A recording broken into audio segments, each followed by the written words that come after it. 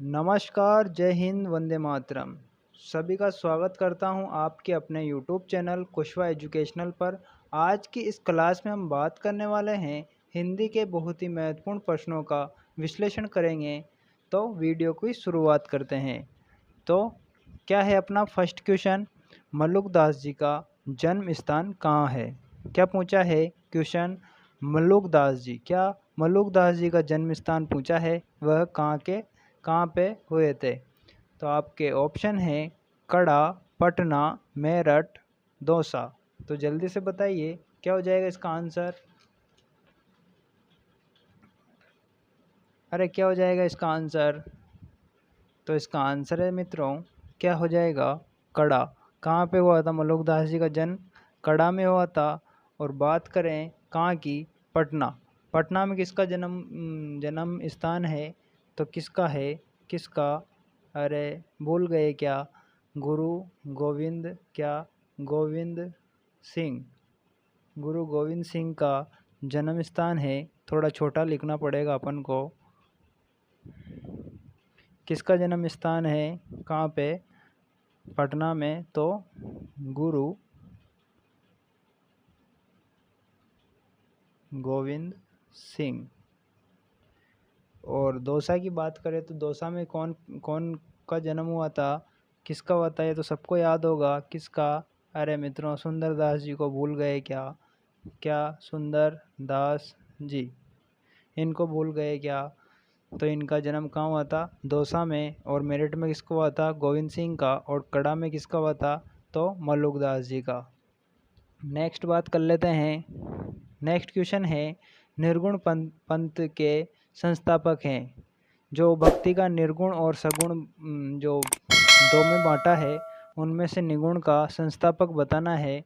निगुण पंथ का संस्थापक। तो आपके ऑप्शन है कबीरदास, ज्ञानदेव, नामदेव, अनंतदास। तो जल्दी से आंसर बताइए। तो क्या हो जाएगा इसका आंसर? तो क्या हो जाएगा मित्रों? तो इसका आंसर है क्या, कबीर दास। कबीर दास कौन से निर्गुण पंथ के संस्थापक थे। नेक्स्ट बात कर लेते हैं, इनमें से क्या, थर्ड थर्ड नंबर क्वेश्चन है अपना, इनमें से अद्वैतवाद किसका किसको प्रतिपादित करता है? जो अद्वैतवाद है उसमें क्या आता है, ये पूछा है। इसका मतलब ये है। तो आपके ऑप्शन है जीव और ब्रह्म एक है, यानी अद्वैत का मतलब बताना है। आपका ऑप्शन फर्स्ट है जीव और ब्रह्म एक है। सेकंड ऑप्शन है जीव ब्रह्म अलग अलग है। संसार सत्य है। जीवन ब्रह्म का प्रतिबिंब है। तो जल्दी से इसका आंसर बताइए, अद्वैत का किसको प्रतिपादित करता है? बताइए जल्दी से। ए यानी नहीं, द्व यानी द्वैत। इसका मतलब बता देता हूँ। ए यानी तो नहीं होता है, और जो द्वैत है इसका मतलब दो होता है। तो क्या पूछा है, दो नहीं एक। तो इसमें ये करेक्ट हो जाएगा क्या, जीव और ब्रह्म जो दोनों है वो एक ही है।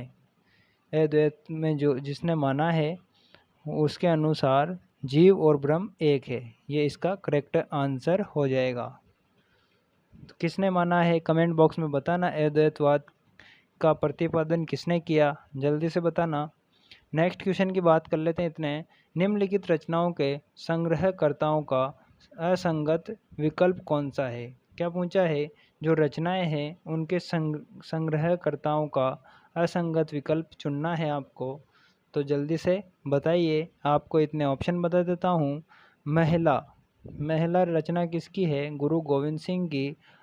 सेकंड ऑप्शन है अंगवधु रज्जब, हरडेवाणी, जगजीवन दास, बीजक धर्मदास। इसमें से आपको असंगत विकल्प बताना है। तो बताइए असंगत विकल्प, जल्दी कीजिए मित्रों। तो इसमें जो रचना है वो कौन सा है? तो बता देता हूँ मैं आपको। इसका करेक्ट आंसर है क्या, महिला। महिला गुरु गोविंद सिंह ने नहीं लिखी थी, और ये तीनों सही है। यानी अंगवधु किसने लिखी थी, इसके संग्रहणकर्ता कौन है अंगवधु के, रज्जब है, और हृदयवाणी के जगजीवन दास है, बीजक के धर्मदास है। और महिला के कौन है, तो जल्दी से कमेंट बॉक्स में बताइए। तो इसका करेक्ट आंसर क्या हो जाएगा, महिला गुरु गोविंद सिंह ने नहीं लिखी थी, इसलिए ये करेक्ट आंसर हो जाएगा। नेक्स्ट बात कर लेते हैं 5 नंबर क्वेश्चन की। हिंदी संत काव्य परंपरा में हंस का प्रतीकार्थ है, यानी हिंदी साहित्य जो हिंदी है उसमें संत काव्य परंपरा में हंस जो है वो किसका प्रतीकार्थ है। तो आपके ऑप्शन है आत्मा, सूर्य, चंद्रमा, जोगी। तो जल्दी बताइए किसका है। तो इसका करेक्ट आंसर है क्या, आत्मा।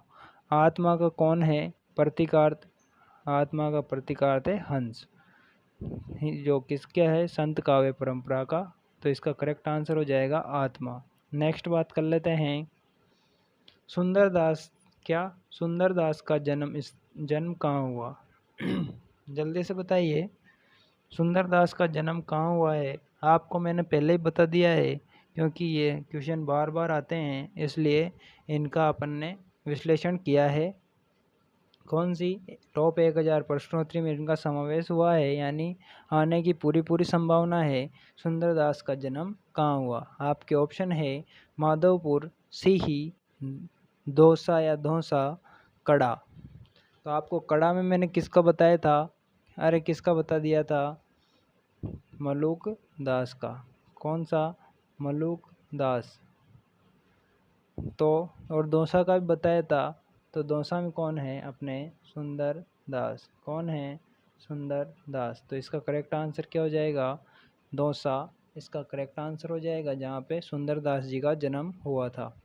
नेक्स्ट बात कर लेते हैं निम्न संप्रदायों के बेमेल जोड़े का चुनाव कीजिए, यानी जिसका मेल नहीं खा रहा है वो संप्रदाय का आपको चुनाव करना है, यानी गलत को बताना है। आपके ऑप्शन है रामदासी संप्रदाय, रामदास ने चलाया था, सिख संप्रदाय, नानक, और वरकरी संप्रदाय, जयनाथ, और उदासी संप्रदाय, श्रीचंद। तो इसका करेक्ट आंसर बताइए। तो इसका करेक्ट आंसर क्या हो जाएगा, यानी पहले तो आपको ये बता देता हूँ कि रामदासी संप्रदाय किसने चलाया था। तो रामदासी संप्रदाय चलाया था रामदास जी ने।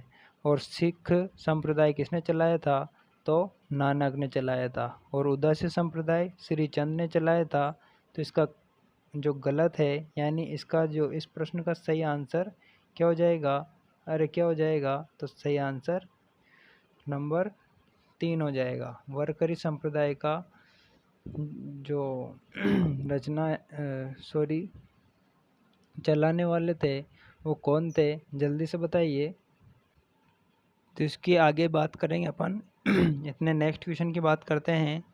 संत कवियों पर किनके हठ योग का प्रभाव दिखाई पड़ता है। क्या पूछा है, जो संत कवि हैं उन पर किनके हठ योग का प्रभाव दिखाई पड़ता है। तो आपके ऑप्शन है नाथों, जैनों, सिद्धों, रासोकारों, यानी रासोकारों का। जल्दी से बताइए इसका आंसर। अरे जल्दी से बताइए क्या हो जाएगा।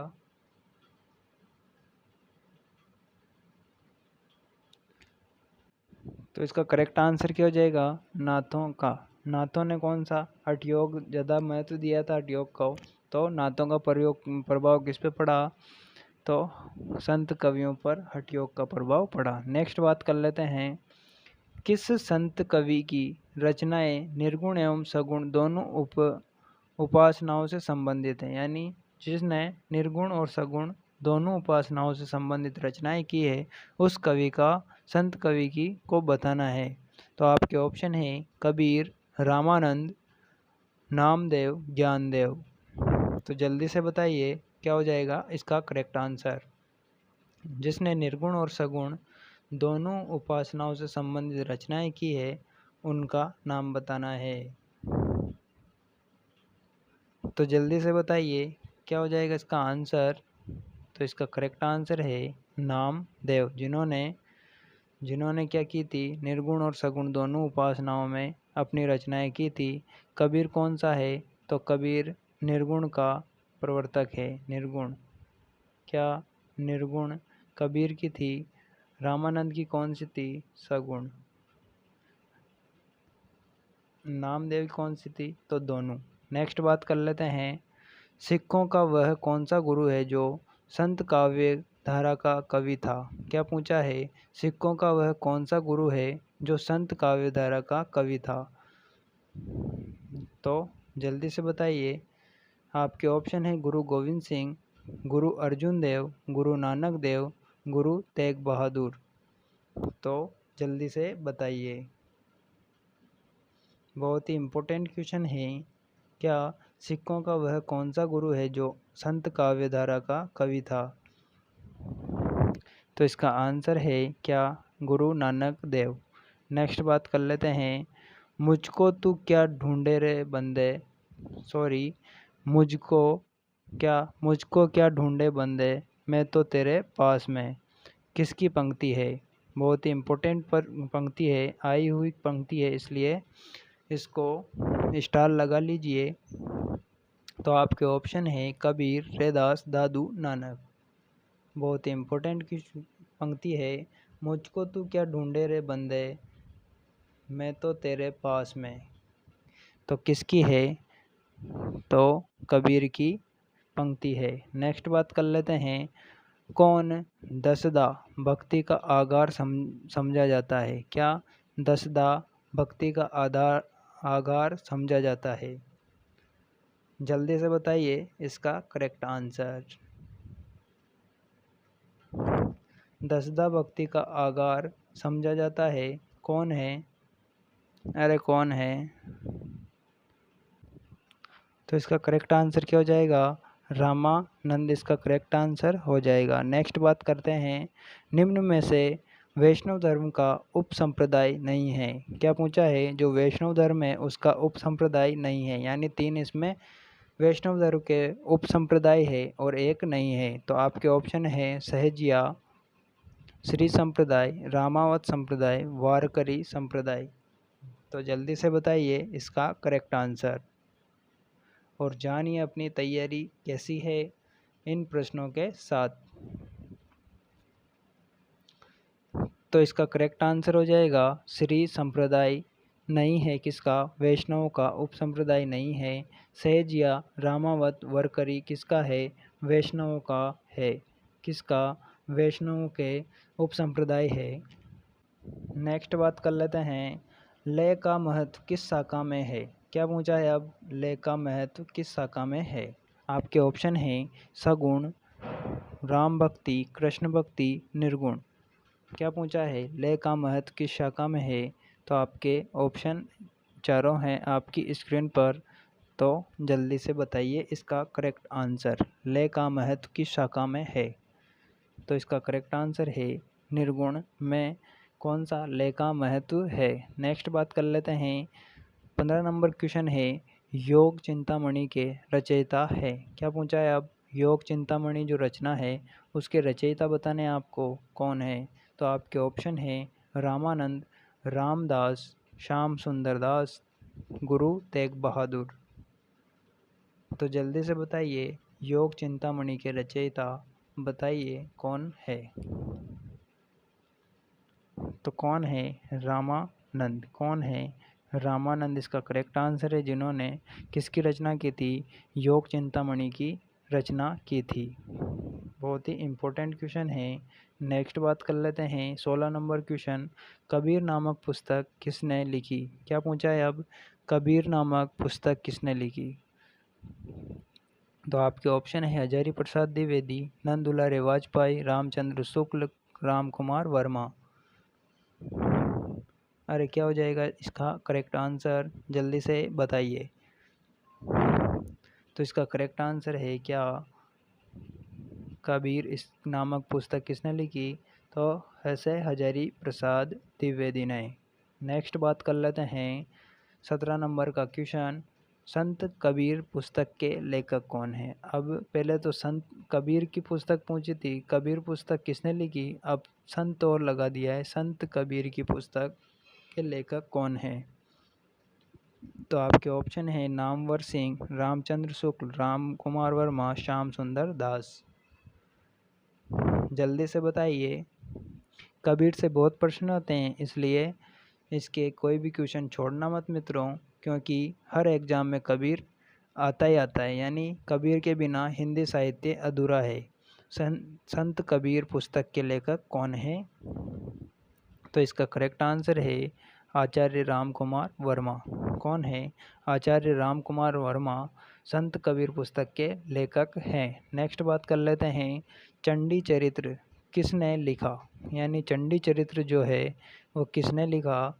तो आपके ऑप्शन है गुरु गोविंद सिंह, कबीर, नानक, रामदास। बहुत ही इम्पोर्टेंट क्वेश्चन चल रहे हैं मित्रों। किस कौन सी श्रृंखला चल रही है, 1000 प्रश्नोत्तरी की श्रृंखला चल रही है। तो क्या हो जाएगा इसका करेक्ट आंसर। अरे चंडी चरित्र, क्या चंडी चरित्र किसने लिखा। तो किसने लिखा, गुरु गोविंद सिंह ने। किसने लिखा, गुरु गोविंद सिंह ने लिखा। नेक्स्ट बात कर लेते हैं रत्न खाना, क्या रत्न खाना ये ऐसे लिखा है रत्न खान। रत्न खान के रचयिता है मल्लुकदास, नानक, रामानंद, अर्जुन देव। तो जल्दी से बताइए क्या हो जाएगा इसका करेक्ट आंसर। रत्न खान के रचयिता कौन है। तो इसका करेक्ट आंसर है क्या, मल्लुकदास जी, जिन्होंने रत्न खान की रचना की थी। नेक्स्ट बात कर लेते हैं 20 नंबर का क्वेश्चन है अपना, निम्न में से सही विकल्प का चयन कीजिए, यानी सही विकल्प का चयन करना है इनमें से आपको। तो आपके ऑप्शन है नानक, नानक के बाद गुरु अंगद, उनके बाद अर्जुन देव, उनके बाद गुरु गोविंद सिंह। सेकंड ऑप्शन है नानक, अर्जुन देव, गुरु अंगद, और गुरु गोविंद। और थर्ड ऑप्शन है अर्जुन देव, गुरु गोविंद सिंह, नानक, गुरु अंगद। फोर्थ ऑप्शन है अर्जुन देव, नानक, गुरु गोविंद सिंह, अंगद। इनमें से आपको इनका क्रम बताना है कि कौन पहले और कौन बाद में आया है। तो इसका करेक्ट आंसर है क्या, फर्स्ट ऑप्शन इसका करेक्ट आंसर है। पहले कौन आए, नानक, फिर गुरु अंगद, अर्जुन देव, फिर गुरु गोविंद। तो नेक्स्ट क्वेश्चन की बात करते हैं, संत काव्य और सूफी काव्य में असमान तत्व है। क्या पूछा है अब, संत काव्य और सूफी काव्य में असमान तत्व हैं, यानी दोनों में समान तत्व नहीं है, वो बताना है आपको। तो आपके ऑप्शन है प्रबंध शैली, सामंत विरोध, निर्गुण उपासना, समानता। तो जल्दी से बताइए क्या क्या असमानता है दोनों में। तो इसमें प्रबंध शैली का दोनों में अलग अलग है, यानी असमानता है। शायद इतने ही क्वेश्चन है आज के लिए। तो आज के लिए कितने 21 क्वेश्चन है। नेक्स्ट वीडियो में पूरे 22 क्वेश्चन लेके आएंगे, यानी अपन 22 क्वेश्चन रोज करेंगे, यानी सुबह आपको नाश्ते के रूप में 22 क्वेश्चन मिलेंगे, उनको आपको रोज़ याद करना है। ऐसे ऐसे हम हिंदी साहित्य को पूरा करेंगे जिससे आपकी तैयारी बेहतर हो सके। तो मिलते हैं नेक्स्ट वीडियो में। अगर वीडियो पसंद आए और क्वेश्चन अच्छे लग रहे हैं तो चैनल को सब्सक्राइब कर लें और वीडियो को लाइक और शेयर ज़रूर करें। मिलते हैं नेक्स्ट वीडियो में, तब तक के लिए धन्यवाद। वंदे मातरम, जय हिंद।